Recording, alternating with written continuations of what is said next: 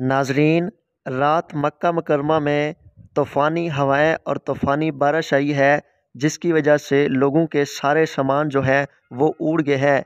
ये आप मनाज़िर देख सकते हैं।